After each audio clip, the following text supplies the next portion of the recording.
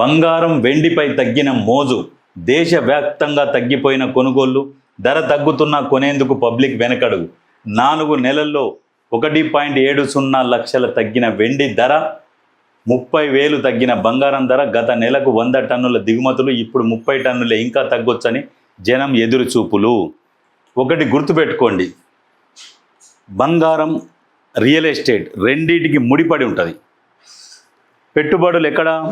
ఇంతకుముందు real estate మీద పెట్టుబడులు పెట్టేటోళ్ళు, భారీగా పెట్టుబడులు పెడితే బంగారం గురించి ఆలోచన చేయలే ఎవరు కూడా. అయితే మొన్నటికి మొన్న ఏం చేసిరంటే, రియల్ ఎస్టేట్ పడిపోయిందని ఒక ప్రచారం చేసి, రియల్ ఎస్టేట్ ప్రచారం అని కూడా కాదు, దేశవ్యాప్తంగా ప్రతి చోట రియల్ ఎస్టేట్ పడిపోయింది. రియల్ ఎస్టేట్ ఎందుకు పడిపోయింది అంటే, బంగారానికి రెక్కలు వచ్చినాయి. అందరు ఏం చేస్తున్నారు, డబ్బులు ఉన్న వాళ్ళు అందరూ పోయి బంగారం మీద పెట్టుబడి పెట్టారు.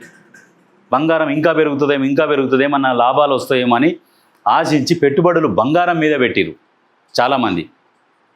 బంగారం మీద పెడితే ఎంబటే అమ్ముకోవచ్చు, కొనుక్కోవచ్చు, రిటర్న్ తీసుకోవచ్చు అని. ఇప్పుడు బంగారం రేటు పడిపోతుంది పెరిగిపోయేసరికి ఆ పెట్టుబడిదారుల ఆలోచన మళ్ళీ ఎటు మొదలైందంటే, మళ్ళీ భూముల వైపు మొదలైంది. ఇప్పుడు రియల్ ఎస్టేట్ పుంజుకుంటుంది. అక్కడ బంగారం మీద పెట్టుబడులు విత్డ్రా చేసుకుంటారు, మళ్ళీ భూముల మీద పెడుతున్నారు. ఇప్పుడు రియల్ ఎస్టేట్ మళ్ళీ స్టార్ట్ అవుతున్నది, గుర్తుపెట్టుకోరు. ఎందుకంటే రెండింటికి ముడిపడి ఉంటుంది. ఓన్లీ ఏంటంటే ఇన్వెస్ట్మెంట్, పెట్టుబడులు. దేని మీద పెట్టుబడి పెడితే మనకు ఆదాయం వస్తుంది అనే ఆలోచనతోని పెట్టుబడులు బంగారం మీద విపరీతంగా పెట్టారు. బంగారం రేట్ ఇంకా పడిపోతుంటుంది. ఇప్పుడే తొందరగా పెట్టుబడులు విత్డ్రా చేసుకొని మళ్ళీ భూముల మీదకి వస్తారు. ఎవడో తగ్గిస్తే బంగారం తగ్గదు, రియల్ ఎస్టేట్ ఎవడో పడగొడితే రియల్ ఎస్టేట్ పడిపోదు. ఇదేంటంటే జనాల ఆలోచన ప్రకారం వెళ్ళిపోతుంటుంది.